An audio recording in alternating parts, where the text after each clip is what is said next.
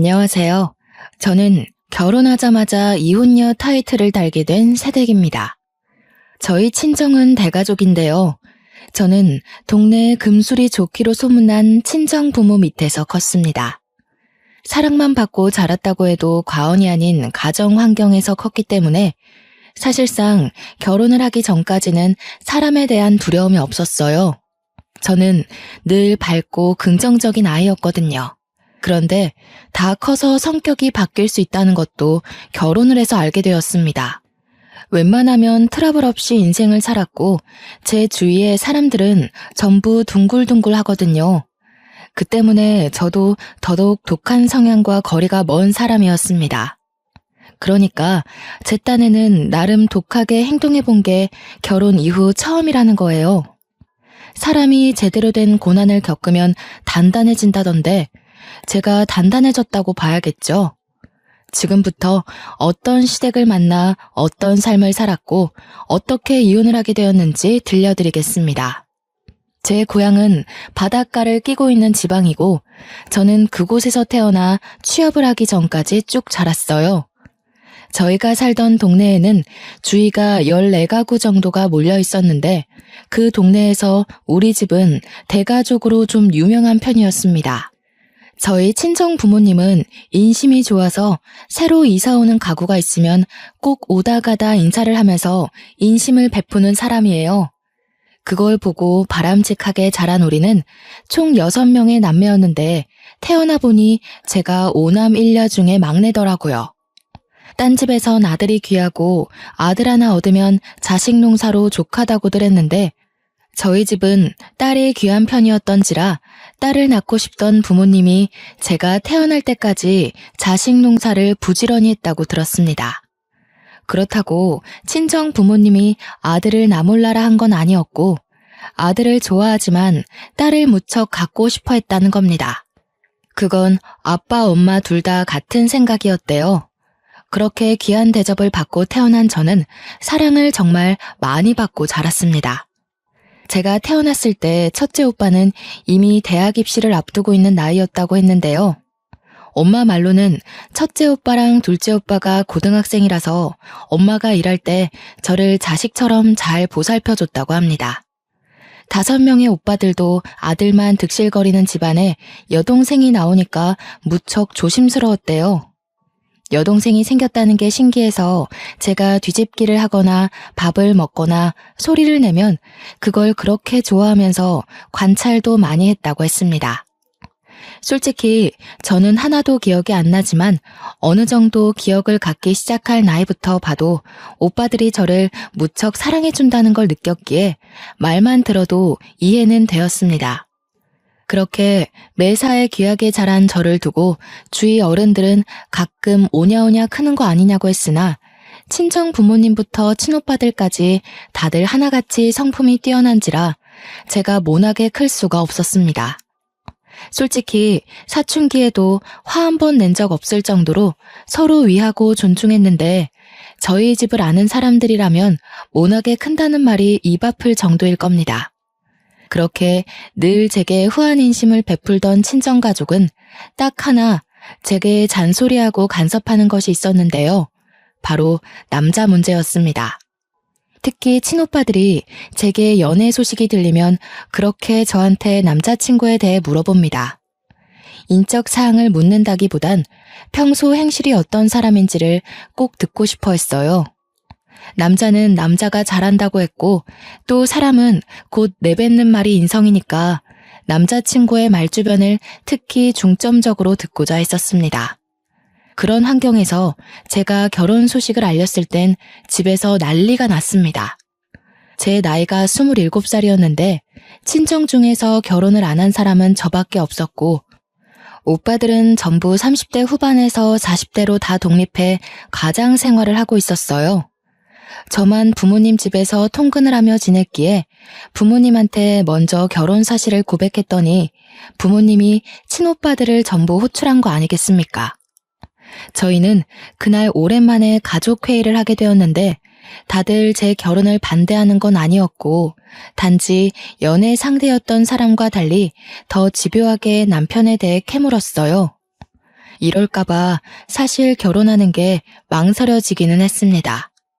저희 가족이 정말 사랑 넘치고 좋지만 남편 되는 사람이 부담을 느낄 것 같았거든요. 그래서 저는 처음으로 친정 가족에게 뚜렷한 거절 의사를 비췄어요. 내가 선택한 사람이고 내 일이니까 뭐든 내가 알아서 할 거야. 나는 남자친구가 우리 가족 때문에 부담 느껴서 결혼 고민하는 거 싫어. 그러니까 나중에 결혼 인사를 하게 되면 뭐든 남편을 향한 무서운 눈초리를 자중해달라고 부탁했습니다. 친정가족은 제 의사를 참 잘 존중해 주었어요. 그거 하나는 사실 자부할 만큼 당연했던 건데 순간 결혼에 대한 얘기를 하다 보니 저도 모르게 가족의 반대가 따를까봐 긴장했었네요. 저의 입장과 상대 배우자의 입장을 고려해 상견례를 한다면 친오빠들 다 갈 건 아니고 둘째 오빠까지만 참석을 한다고도 합의를 봐줬습니다. 제가 식구들에게 이렇게 부탁까지 하게 된 것은 남편의 표정 때문도 있었는데요. 남편은 제게 오빠 5명이 있다는 걸 알고 살짝 겁을 먹는 것 같더라고요. 남편이 자기는 위에 누나만 2명이 있는데 남자들이 그렇게 많은 집안은 처음 봤다고 하대요. 그 모습을 보니 남편이 벌써 부담을 느끼는 것 같아서 제가 친정 가족한테 더더욱 자중해 줄 것을 피력했던 겁니다. 그 덕에 상견례를 잘 넘길 수 있었고 남편과 저는 무사히 결혼을 하게 되었습니다. 신혼생활은 시댁집에 신우가 아직 같이 살고 있어서 당연히 분가를 해야겠다고 생각했는데요. 그런데 신혼여행 다녀와서 방문한 시댁에서 제가 당황스러운 제안을 들었지 뭡니까? 너희 방 준비해놨다. 첫째 애가 그나마 큰 방 쓰고 있었는데 둘째랑 같이 써도 된다고 하니까 너희들이 첫째 방 쓰거라. 시모가 첫째 형님 방을 우리 신혼방으로 쓰라는 거 아니겠어요? 사실 친정부모가 저희 신혼 선물로 몰래 집을 하나 매매해줬거든요. 근데 그걸 제가 신랑한테 서프라이즈 해주려고 비밀로 하고 있었어요. 시댁에 먼저 인사를 왔던 차라 친정에 인사 가면 짜잔 하고 말해주려고 했는데 생각지도 못한 변수에 입이 다물어졌습니다. 제가 당황해서 말 못하고 있으니 시모가 저더러 마음에 안 드냐고 표정이 왜 그러냐고 물어보길래 어쩔 수 없이 솔직하게 말할 수밖에 없었어요. 실은 친정 부모님이 저희 신혼 선물이라고 집을 한 채 해주셨거든요. 그래서 저희는 분가를 할 생각이었어요. 집에 형님도 2분 다 계시는데 저희가 들어오면 좁으니까요. 그래? 사돈네 사정도 우리랑 비슷해서 여의치 않을 텐데 무리를 하셨나 보구나. 그래서 그 집이 몇 평인데 그러니?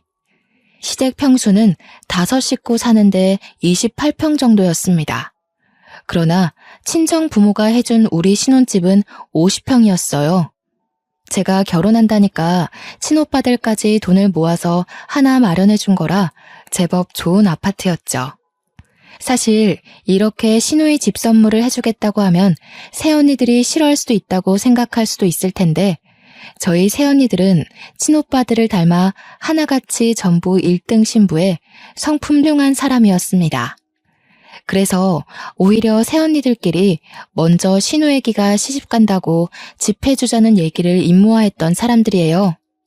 아이고 잘 됐네. 그럼 이 집은 새 주고 이참에 우리 다 같이 글로 이사하면 되겠구나. 그렇잖아도 애들이 다 크는 바람에 이 집에서 멀건 사람 5이 살기가 좀 답답했거든. 시모의 발언은 제게 날벼락과 같았습니다.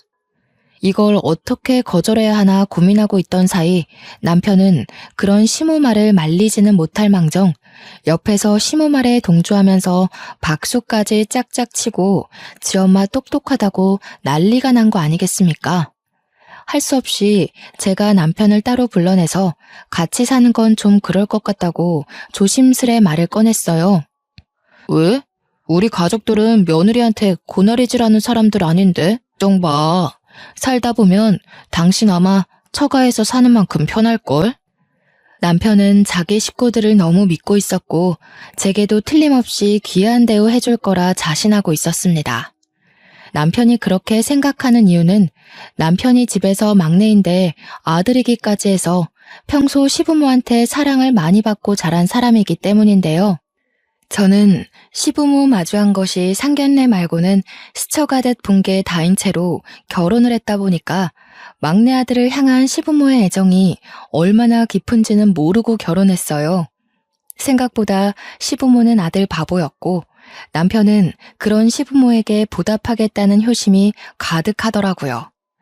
혼인신고에 결혼까지 해버린 거 첫날부터 싸움을 일으킬 수 없어 결국 저는 합가를 허락했고 다 같이 신혼집으로 이사를 가게 되었습니다. 이 사실을 친정에 밝혔더니 친정 부모님보다 친오빠들이 더 난리가 났고 그보다 새언니들이 더 들고 일어났어요. 걱정 끼쳐서 죄송해요. 제가 허락한 거니까 일단 제 선에서 어떻게든 잘 지내볼게요. 언니 오빠들이 해준 집인데 제 마음대로 한 건 정말 죄송해요. 그날 저는 친정 식구들을 진정시키느라 집집마다 전화를 5번이나 돌렸습니다. 그렇게 마음 단단히 먹고 시작한 시댁과의 동거는 시작부터 삐걱거리게 되었어요. 이삿짐을 옮기자마자 신우 둘이서 뛰어다니며 자기들 방을 고르기 시작했고 시부모는 집에서 단연 가장 큰 안방으로 알아서 기어 들어갔습니다. 졸지에 집주인인 저랑 남편은 남는 방을 가지게 되었는데 그 방도 둘이 사용하기엔 충분했지만 동선이 다소 불편한 구석에 있는 방이었어요. 짐을 정리하기도 전에 기운이 빠진 저는 시댁 사람들과 같이 신나 있는 남편을 또다시 불러냈습니다. 내가 이런 걸로 쪼잔하게 굴고 싶진 않은데 이 집 주인 우리 아니야? 안방까진 양보할 수 있지만 창가 쪽 방은 우리가 쓰고 싶은데. 아, 자기가 이해 좀 해줘. 우리 큰 누나 해 없는 곳 쓰면 잘 못 일어나거든. 그리고 글 쓰는 사람이라서 창밖을 봐야 집중력이 올라간대. 저희에게 남은 방이 어둡긴 해도 창문이 없진 않았는데 방 중에 제일 창문이 작아서 불편하긴 했거든요. 아무리 그래도 친정에서 저희 부부에게 준 선물이지 시댁에게 준 선물이 아니잖아요. 평생 쓸 방 한 칸도 제 마음대로 결정 못하는 건 좀 아니지 않나 싶더라고요. 그래서 남편한테 그럼 내가 큰형님한테 가서 말하겠다고 했더니 남편이 급히 저를 붙잡으며 말렸습니다. 큰 누나 워낙 예민해서 건들면 너만 화당할걸? 그냥 우리가 이 방 쓰자. 이 방도 넓고 좋은데 뭘. 당연히 먼저 방 차지하는 게 주인이잖아. 주인? 애초에 이 집은 우리 둘이 살라고 친정에서 마련해 준 거야. 여보 가족 편하라고 사준 게 아니라. 아무리 내가 합가를 허락했다고 하지만 이건 너무 무례하다고 생각해. 무슨 말을 그렇게 해. 이제 결혼도 했고 법률상 우리 다 가족인데 남남 마인드는 고쳐야지. 나도 처가를 내 가족처럼 챙길 거야. 이러면 여보만 우리 식구들한테 점수 까요. 내가 점수 올릴 수 있게 도와준대도 그러네. 그 점수를 나만 신경 써야 돼? 가족이라면 서로한테 더 예의를 갖춰야 되는 거 아니야? 우리 가족은 그렇게 지냈어. 이렇게 한마디 의사도 없이 남의 것 욕심 부리는 가족은 없었다고. 30년 가까이 다른 환경에서 자랐는데 종이에 글자 몇 개 적혔다고 덜컥 가족이라 선심 쓰는 사람이 어딨겠어? 남편은 제 자극적인 말에 서운함을 넘어서 화가 났는지 저를 외면하고 밖으로 나가버렸습니다. 그리고 남편은 큰형님한테 필터링 없이 제가 이 방 갖고 싶어 하니까 나오라는 식으로 제 의사를 전해버렸어요. 그리곤 방 밖에 나와서 그걸 지켜보고 있는 제게 오더니 이제 됐냐? 속 시원해? 라고 말하곤 담배 피러 가버렸습니다. 이런 식으로 말해버리면 제 입장이 뭐가 되겠어요? 어이가 없어서 황당해 말을 잃었는데 그때 큰형님이 다가오더군요. 내 행동이 마음에 안 들었으면 나한테 직접 따지지 그랬니? 남동생 시켜서 감정 소비하게 하지 말고. 너희 집에서 집 줬다고 벌써 으쓱거리려나 본데 우리 그런 걸로 쫄 사람 아니거든? 집 해왔다고 으쓱거리는 게 아니고요. 제 상식선에선 형님 행동이 이해 안 가서 그래요. 형님 나이 37살이시죠? 저희 새언니들도 대충 그 정도 나이들 되는데 진짜 어른스럽거든요. 뭐라고? 지금 나더러 어른스럽지 못하다는 거야? 한참 어리다 해서 철없는 건 아닌가 했는데 진짜 건방지네. 아, 언니 됐어. 괜히 이사 첫날부터 입씨름 하지 마. 그냥 언니가 내 방 쓰고 내가 저기 남는 방 쓸게. 올케가 굳이 이미 정해진 방 뺏고 싶다는데 그렇게 해줘야지. 형님들 둘은 대놓고 제게 꼽주면서 기분 상했다는 티를 다 내며 짐을 옮겼습니다. 상견례 내내 한마디도 안 하고 있더니만 이런 사람들인 줄은 상상도 못했어요. 제가 형님들 정보를 물었을 때 남편이 겉모습은 세 보여도 마음이 여린 사람이라고 했는데 여리긴 개뿔이었습니다. 시작부터 이러는 시댁의 태도를 보니 당장이라도 합가를 무르고 싶었지만 토라진 남편을 수습하는 게 일단은 우선이었어요. 담배 피러 나가서는 저녁 먹을 때까지 안 들어오는 남편을 기다리다가 전화를 해보았습니다. 다행히 전화는 받더군요. 제가 평생 집 밖에서 살 거 아니면 들어오라고 했더니 그제야 들어온 남편은 제게 말 한마디 안 하고 계속 토라진 채 행동했습니다. 밥을 먹는 내내 그랬어요. 집이 넓으니까 거실에 널찍하게 앉아 식사를 할 수 있었는데 하하호호 떠들며 TV 보는 시댁을 보니 마치 제가 객식구인 느낌이 드는 거 있죠. 거기다 남편까지 삐져서 절 외면하고 있으니까 더 투명인간 된 기분이었습니다. 남편은 자기 식구들이랑 같이 있어서 그런지 과거 연애 때처럼 저를 위해 다 해줄 것 같은 마인드는 더 이상 없었습니다. 불과 신혼 시작 일주일 만에 남편은 저를 실망시킨 거죠. 그렇다고 제가 왜 사과를 해야 하는지 모르겠어서 저도 똑같이 남편을 무시해줬습니다. 그랬더니 나중에 저를 필요로 하는 남편이 알아서 말을 걸더라고요.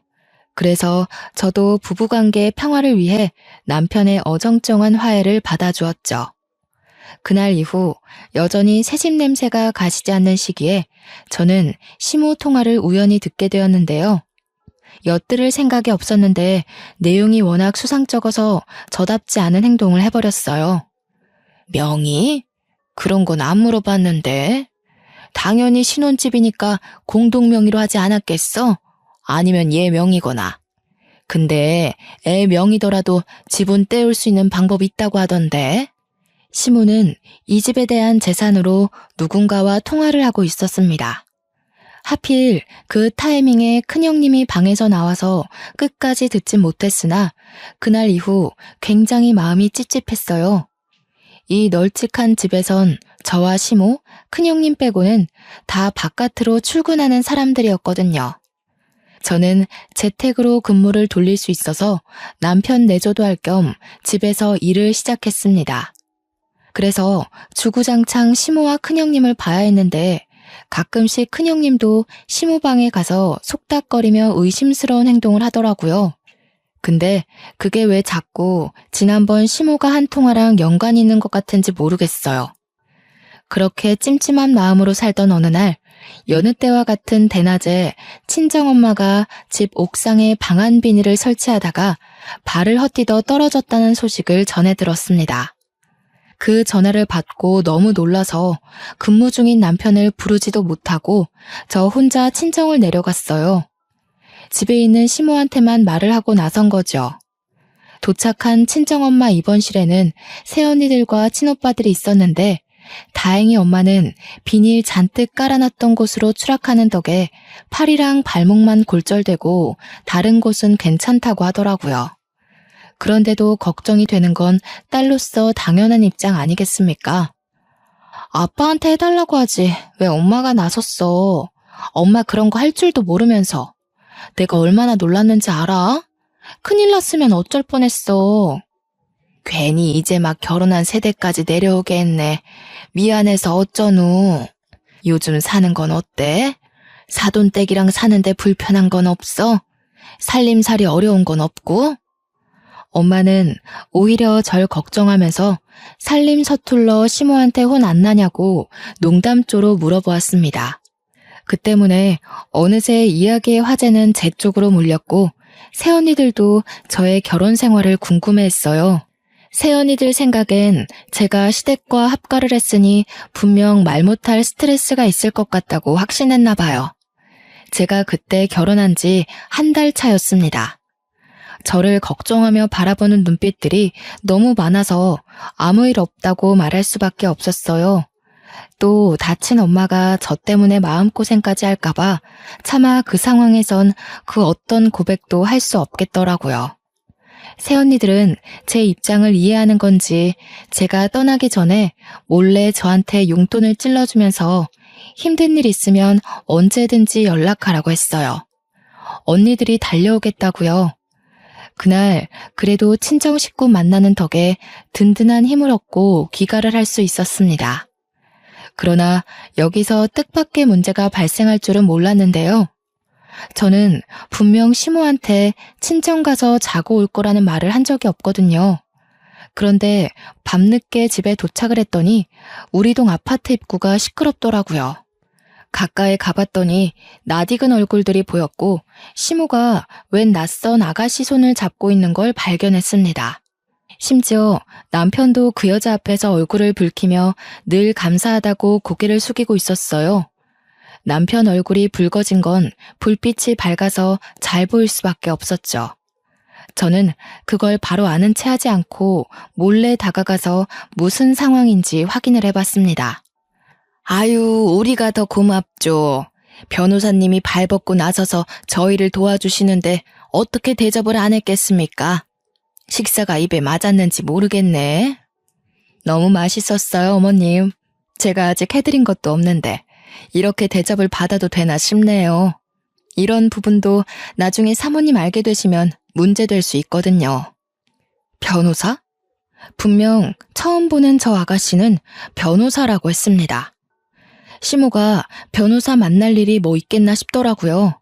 그때 그와 동시에 잠깐 잊고 있었던 지난날 시모의 의문스럽던 통화가 떠올랐어요. 저의 의문은 그들의 계속되는 통화에서 대충 감이 잡히기 시작했는데요.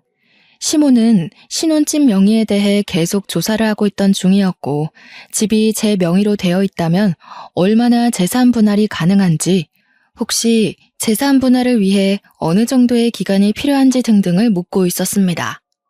변호사는 어디서 온 여자인지 똑부러지게 답을 잘하더라고요. 저 변호사 말을 들어보니까 시댁은 제 집 재산을 노리는 것 같았고 이대로 가만히 있으면 제가 바보같이 돈을 내주는 입장이 되는 거 있죠. 저 변호사가 아무리 똑부러진다고 한들 시모를 돕는 입장이다 보니 제게는 그저 모든 게 불의로만 보였어요.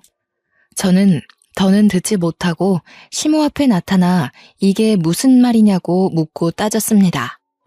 시모뿐만 아니라 시댁 식구 다 소스라치게 놀라면서 당황했는데 그 상황에서 남편이 저를 데리고 허겁지겁 자리를 뜨더라고요. 뭐 하는 짓이야? 명의? 나 모르는 사이에 내 집 팔아서 뭐 하려고 했어? 우리 지금 신혼 아니야? 대체 다들 나 몰래 무슨 속셈인 거야? 속셈은 무슨 속셈. 엄마 개인적인 일이야. 괜한 오해하지 마. 우리 집 명의 아니고 엄마 아는 지인이 물어봐서 대신 소개해주는 거라고. 잘 알지도 못하면서 따지고 드는 성격은 갑자기 어디서 생긴 거야? 내가 바본 줄 알아? 이혼 얘기, 재산 분할 얘기까지 다 들었는데 내 일이 아니라고? 우리 집 얘기가 아니라고? 내가 직접 어머님한테 가서 따져볼까? 그러기만 해봐. 증거도 없는데 쓸데없이 네 심증만 가지고 우리 가족 분위기 흐려놓으면 나 더 이상 자기 보고 살 자신 없어. 남편은 오히려 제게 언성을 올리면서 제 속에서 끓어오르는 여러 가지 의문들을 막으려 했습니다. 아는 것이 없으면 이렇게나 억울한 상황에서도 길을 펴지 못하겠더라고요. 저는 지난날 시모 통화처럼 그날 일도 똑같이 찝찝함만 남기고 흐지부지 마무리해야 했습니다. 그러나 그렇게 조금씩 수상하던 시모의 의도는 곧 얼마 안가 분출하고 말았는데요. 제가 회사에 잠시 볼 일 있어 외출을 했다가 집에 지갑을 놓고 오는 바람에 20분 거리를 다시 돌아간 적 있었거든요. 그날 집으로 돌아가는 길에 빨간 신호를 받고 차를 정차한 사이 저는 거리에서 시모를 발견했고 그때 그 변호사 아가씨를 다시 보게 되었습니다. 당연히 계속 지켜봤죠. 또 무슨 얘기를 나눌까? 정말 우리 집 명의 얘기가 아니었을까? 생각하며 유심히 쳐다봤는데 나중에 남편 차가 그쪽으로 향하는 걸 보았어요. 지난날 물증이 없어서 남편한테 더 따져들지 못했지만 아무리 생각해도 남편의 증언이 앞뒤 맞지 않는 거예요. 시모 아는 사람의 명의 얘기라면서 남편은 왜 자꾸 필요한 건데요. 게다가 남편은 출근 시간이었습니다. 반차를 썼는지 연차를 썼는지 어쨌든 회사를 나와서 저렇게 사적인 만남을 가졌다는 거죠. 저한텐 일말의 언질도 없이요. 신호가 바뀌고 클락션 소리에 저는 다시 차를 출발해야 했지만 집이 아닌 그 식당으로 방향을 틀었습니다. 남편과 시모가 변호사를 데리고 나란히 한 식당에 들어가는 것까지 봤기 때문이었어요. 그리고 제가 막 시동을 껐을 때 저는 남편이 그 변호사의 손을 잡는 것까지 목격하게 되었어요. 그 사실을 알자 저는 이 만남에 대해 가지고 있던 본래 생각을 완전히 틀어버렸는데요. 재산 목적인 줄 알았던 만남에서 불륜의 향기를 눈치챘습니다. 그래서 바로 휴대폰을 들고 가게로 들어갔죠. 제가 들어오는 줄도 모르고 셋은 아주 신나서 대화를 나누더라고요. 설마 싶었는데 제가 예상한 대로 남편과 변호사 사이는 이미 불륜이었어요. 듣자 하니 만난 지 일주일 만에 갈 때까지 간 것 같았습니다. 신혼 반개월도 못 넘기고 바람이 난 남편도 황당하지만 변호사 그 여자도 웃기지 않습니까? 변호사라면서 부정행위를 아무렇지 않게 일삼고 있잖아요. 이런 게 현실에서 가능하다니. 너무 상식도 개념도 없어서 다들 미친 줄 알았습니다. 막상 그 앞을 마주하니 심장이 떨렸지만 저는 그걸 전부 녹음을 했어요. 그만 자리를 뜰 때쯤 그들 자리 앞으로가 대놓고 연속 촬영까지 했습니다. 어머머, 세약이 너가 여긴 어떻게 있니? 너 아까 회사 간다고 나갔잖아. 이젠 CMED 밟으려고 그런 거짓말까지 하는 거야?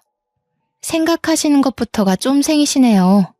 지나가는데 어머님이 제 눈에 들어와 주더라고요. 새 며느리 데리고 남편 불륜 만들어주고 있길래 소송해야 될 것 같아서 따라왔어요. 이 여자가 남편 상간녀 맞죠? 뭐 하는 짓이야? 사진은 왜 찍어? 차라리 나한테 뭐라 그래. 수진 씨는 아무런 잘못 없어. 당신이 생각하는 그런 거 아니니까 나가서 얘기하자고. 불륜짓 할 거면 차라리 우리 동네를 떠서 하지 그랬니? 이러니 불륜도 모자란 사람들은 감히 저지르는 게 아니라고 하지. 저기 변호사님? 정의랑 앞다퉈 싸워야 할 변호사가 왜 불의에 뛰어들어서 스스로 명을 단축하세요? 어디 회사예요? 신고 좀 할게요. 제가 상간녀한테 손을 내밀자 남편이 그 손을 탁 쳐내면서 벌떡 일어나 저를 상대하려 했습니다. 무섭게 쳐다보면서 눈빛으로 절 제압하려고 했는데요. 그 시선에 더 이상 저를 여자로 보는 마음이 안 담겨 있더라고요. 서럽기도 하고 화가 나서 저는 사장님한테 고래고래 소리 질렀습니다. 사장님, 여기 불륜 커플 있어요. 이 사람들 여기 옆에 아파트 주민이거든요. 장사하는데 더러운 기운 붙기 전에 얼른 쫓아내는 게 좋겠어요. 비싸고 이미지 좋은 식당이라서 당시 주위에 손님들이 많았는데 저희 때문에 곧 분위기 산만해졌습니다. 당황한 사장님은 찾아와서 시모한테 양해를 구하며 나가달라고 했어요. 제대로 식사도 못한 것 같은데 쫓겨나게 된 셈이었죠. 거기다 대고 저는 대놓고 비웃어준 뒤에 식당을 나와버렸습니다. 그리고 그날 저녁 저는 시댁과 일대 다수로 개싸움을 벌였고 시댁 사람들은 어떻게든 저의 휴대폰을 사수하려고 난리를 피웠습니다. 왜 이렇게 다들 난리세요? 집 얘기는 발뺌하더니 불륜은 차마 못 그러겠나 봐요. 아, 제가 지금 소송해서 이혼하면 재산 못 가지죠? 아직 이 집 문제 해결 못 하셨나 보네. 그렇게 유능한 변호사는 아닌가 보죠? 새파랗게 어린 것이 감히 시애미한테 모욕을 줘? 집에 막둥이로 갔다더니 아주 오냐오냐 자라서 싹수가 없구나. 어디 어른을 그런 식으로 개망신을 줘? 집안에 막둥이로 큰 남편도 싹수가 없어서 불륜을 저지르는데 자식이 엉망으로 크면 부모된 도리로서 어머님이 정신 똑바로 차리셔야 되는 거 아니에요? 왜 자식더러 인생 망하라고 등 떠밀어요? 어머님 지금 어머님 얼굴에 똥칠한 거예요. 아세요? 제 말에 반박할 말이 없었는지 시모가 손을 올리더라고요. 제 머리통을 후려치려고 손을 들길래 그걸 슬쩍 피해버리니 시모가 자기 힘에 못 이겨 제대로 구부러졌습니다. 그러자 시부랑 형님이 시모를 챙기면서 저를 엄청 째려보더군요. 옆에서 남편은 저한테 따지면서 시부모한테 건방지게 굴지 말라고 호통을 쳤는데 그러면서 계속 휴대폰을 요구했습니다. 저는 그들 앞에서 휴대폰 잠금 장치를 다 풀어 보여줬고 그대로 창가로 가 그걸 창문 밖으로 내다버렸죠. 내 폰이 비싼 거라 동네 애들이 지나가다 주우면 지네 부모님한테 가져갈 거야. 그럼 어른들이 폰 주인 찾아주려고 폰을 열어볼 거고 그렇게 되면 여보랑 어머님 행실도 동네방네 소문나겠네? 여기 반상에 안 나가는 아줌마들 없는 거 알지? 그 식당이 저희 아파트와 가까운 곳이라서 동네 주민도 많았거든요. 그래서 조금만 소문이 나도 직접 현장을 목격했다는 목격자가 나올 겁니다. 게다가 친정에서 부모님께 보고 배운 것처럼 저도 동네 주민들과 안면트기만 하면 인사하고 지냈는데요. 그 덕에 우리 동 아파트 주민 아줌마들은 대부분 제가 몇 호 세댁인지 알고 있었어요. 그 중에서 아파트 부녀회장을 알고 지냈던 게 저의 신원을 알리는데 큰 몫을 했죠.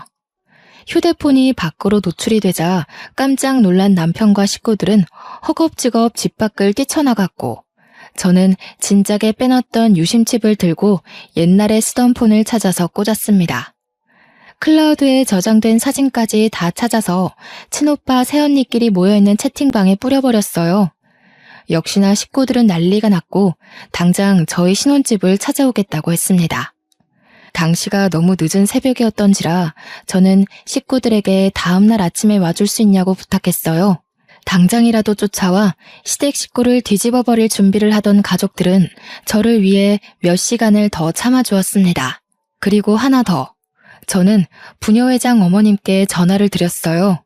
서로 연락처를 주고받았기 때문에 부녀회장 어머님은 저를 바로 알아채셨고 제 사정을 알고 나서 자기 일처럼 열을 내주기까지 했습니다. 감히 우리 아파트에 그런 더러운 기생충이 살고 있었단 말이야? 걱정 마 세댁, 내가 아주 혼쭐을 내줄 테니까. 이 아파트에서 안 나가고 못 베기게 만들어줄게. 참 든든하더라고요. 주변 사람들에게 친절한 도리나 인사만 하고 지냈을 뿐인데 이렇게 선뜻 도움을 주겠다고 하니 문득 친정 부모님께 이런 성품을 물려준 걸 감사하게 생각했네요. 제가 모든 걸 끝낸 다음 시댁 식구들이 다시 돌아왔는데 버려진 휴대폰을 찾은 것만으로 다시 제게 떵떵거리더군요. 그렇게 다음날 아침 새벽 대바람부터 저희 집에는 초인종이 울렸고 자던 식구들이 전부 피곤에 찌들어서 눈을 떴습니다. 진작에 깨서 식구들을 기다리고 있던 저는 문을 열었고 반가운 친정 가족들이 쏟아져 들어왔어요. 손에는 짐가방까지 하나씩 들고 있더라고요. 짐은 다 뭐냐고 물어보니까 시댁 식구가 안 나가고 버틴다면 한 일주일 눌러붙을 생각으로 챙겨왔다고 했습니다. 이럴 땐 다들 서울에 사는 게 다행이다 싶었어요. 친정 식구의 소란스러운 소리에 뒤늦게 상황을 살피러 나온 시댁 식구들은 놀라서 어안이 벙벙해졌어요.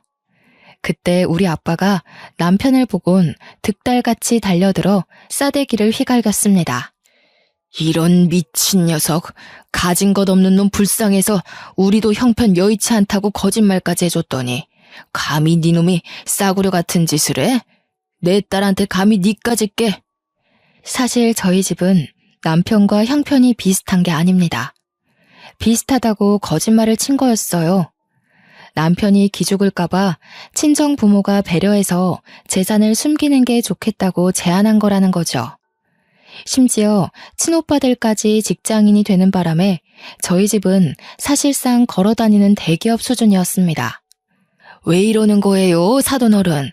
갑자기 찾아와서 이게 무슨 행패랍니까? 설명을 좀 해보던가요. 대체 뭘 거짓말 쳤다는 건데요? 없는 사람들이 더한다더니 빼먹을 게 없어서 어린 딸 같은 애 돈을 뺏으려고 해요? 정말 창피하네요. 그 자글자글한 주름이 다 욕심 때문에 생긴 건가 보죠? 네, 이런 말까진 안 하려고 했는데 당신들 지금 돈 많은 며느리 놓치는 거야. 알겠어? 시모는 그제서야 친정 형편을 알게 되었고 시부랑 둘이서 벙찐 채로 상황 파악하느라 눈알만 굴렸습니다. 그건 눈치 보고 있던 신우들도 마찬가지였어요. 친정 부모가 시부모랑 남편을 두고 따지고 있을 때 친오빠랑 새언니들은 시댁 식구들 방에 짐을 빼고 있었는데요. 이 방 저 방 구경하면서 서로 의논해서 어느 방 쓸지 대화를 나누고 있었습니다. 그것에 신우들이 당황해서 어중간한 성화로 열을 내자 새언니 5명이 마치 저의 친언니처럼 저 대신 득달같이 따져주기도 했어요. 여자는 여자기에 눌린다고 두 형님들이 새언니들 앞에서 꼼짝을 못하고 있지 뭡니까. 당시 시간이 곧 사람들 활동할 시간이 다가오던 아침이었어요. 고요해야 할 그 시간에 저희 집은 순식간에 난장판이 되었습니다. 여보, 설마 당신 변호사 그 얘기한 거야? 일단 다 같이 앉아서 얘기 좀 해보자고 해. 아무리 그렇다지만 이건 엄연히 주거 침입이야. 내가 처가 식구들 신고해도 괜찮겠어? 야, 네 식구들 데리고 당장 우리 부모님 집에서 나가. 여기 명의 내 것도 아니고 공동명의는 더더욱 아니거든? 부모님이 증여해준 재산이니까 몇 날 며칠을 기다려도 애초에 네 앞에 떨어질 돈 같은 건 없었어. 그 변호사 여자 집에 식구들 다 데리고 가서 살아. 너희 식구들 빈대짓 잘하잖아. 남편이 제 성을 못 참고 저한테 손찌검을 할랑말랑 했는데요. 그걸 용케 알아본 친오빠들이 남편을 제대로 혼쭐 내줬습니다. 친오빠들이 남자만의 방식으로 혼쭐을 내줬는데 새언니들한테 잡혀있던 신우들도 친정 부모한테 잡혀있던 시부모도 남편을 도와줄 여력은 없었습니다. 그렇게 시댁 식구들은 친정 가족으로부터 맨발로 쫓겨나게 되었는데 그 상황에 화가 난 둘째 형님이 주제도 모르고 경찰을 부른 거 아니겠습니까? 이미 그때는 아파트 전체에 남편 불륜이 소문난 상황이라 아침부터 주민들은 저희가 사는 호수를 기웃거리고 있었어요. 때마침 금방 온 경찰에게 저는 지지 않고 나서서 말했죠. 이 사람들 불륜 가족이고 제 재산 도둑질 하려 했다고요. 경찰까지 오는 바람에 더 핫한 이슈가 된 상황에서 저희는 아파트 입구로 내려가게 되었고 거기서 시댁 식구들은 주민들에게 손가락질을 받았습니다. 그러자 시모가 얼굴에 열을 올리면서 변호사 부를 거라고 상간녀한테 연락하더라고요. 경찰이 있는지 모르고 왔던 상간녀는 경찰을 보자마자 도망을 쳤는데 갑자기 경찰 하나가 무섭게 상간녀를 쫓는 거 아니겠어요? 금방 붙잡힌 상간녀는 그대로 수갑이 채워졌고 다시 경찰차 있는 쪽으로 끌려왔습니다. 이게 무슨 상황인가 했더니 알고 보니 상간녀가 사기꾼이었더라고요. 변호사가 아니라 사법고시 떨어져서 어줍잖은 사법지식으로 이렇게 사기를 여러 쳤던 여자라는 겁니다. 경찰에도 신고가 몇 번 들어왔었대요. 그 사실을 알고 충격받은 시모가 뒷목 잡고 쓰러지고 남편은 상간녀한테 호통치고 난리가 났었습니다. 벌은 한꺼번에 받는 거라더니 아니나 다를까 시댁 식구가 신혼집으로 다 이사 오면서 원래 살던 곳에 세를 내줬거든요. 그런데 심지어 그곳에서도 문제가 발생했지 뭡니까? 젊은 부부가 입실했었는데 둘 다 백수였는지 월세도 잘 안 냈고 집도 엉망으로 되어 있었대요. 리모델링을 하지 않으면 사람이 못 살 정도로 아수라장이었다는 거죠. 졸지에 집도 없는 거지가 되었다는 사실을 자각한 남편과 시댁이 갑자기 제게 사죄를 하기 시작하더라고요. 자기야, 내가 대표해서 사과할게. 우리 식구들이 모자랐던 게 맞아. 자기가 나 배려해주느라 재산 속인 줄도 몰랐어. 내가 무식했어. 마누라의 그런 착한 본성도 모르고 다시는 그런 실수 안 할게. 제발 한 번만 용서해줘. 우리 이대로 나가면 정말 갈 곳이 없어.